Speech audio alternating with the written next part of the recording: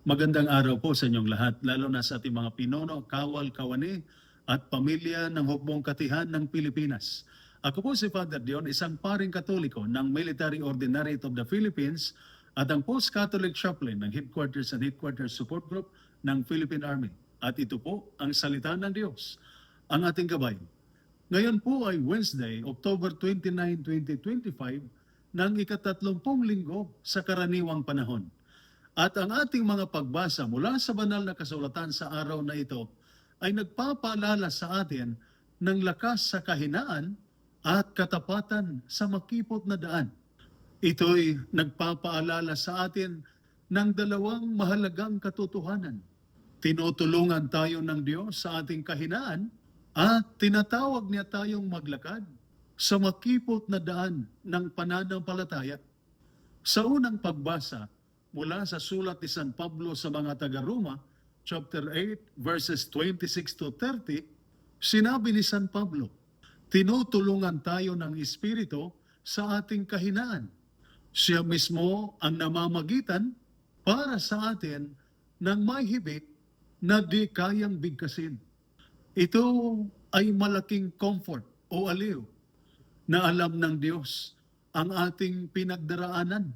Kahit hindi natin masabi sa panalangin ang laman ng ating puso, nauunawaan niya at dinidinig. Para sa ating mga sundalo, ito'y paalala na kahit sa gitna ng takot, pagod o panganib, ang Espiritu ng Diyos ang nagiging lakas na tago sa loob para sa miyembro ng pamilya kahit sa mga panahong tanging luha at pananabik lamang ang maialay. Iyon ay panalangin ding dinirinig ng Diyos.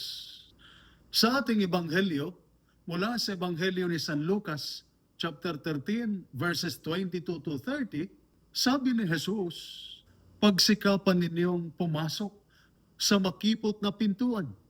Hindi madali ang pagiging alagad. Nangangailangan ito ng disiplina, sakripisyo, at pagtitiis. Marami ang pipili ng maluwag at madali. Pero ang makipot na daan lamang ang patungo sa buhay. Alam ito ng ating mga sundalo. Walang tagumpay na makakamit kung walang disiplina at sakripisyo. Ganoon din sa pananampalataya.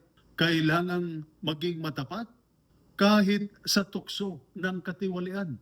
Matatag kahit sa gitna ng takot at tapat kahit walang nakakakita. Para naman sa miyembro ng pamilya, ang makipot na daan ay ang araw-araw na pagpili ng pagmamahal, pagtitiis, at pagpapatawad kahit mahirap. Hindi ipinangako ng Diyos ang madaling daan, ngunit ipinangako niya ang kanyang presensya. Ang Espiritu ang nagbibigay lakas sa kahinaan. At si Kristo ang gumagabay sa atin sa makipot na daan na nagdadala sa buhay na walang hanggan.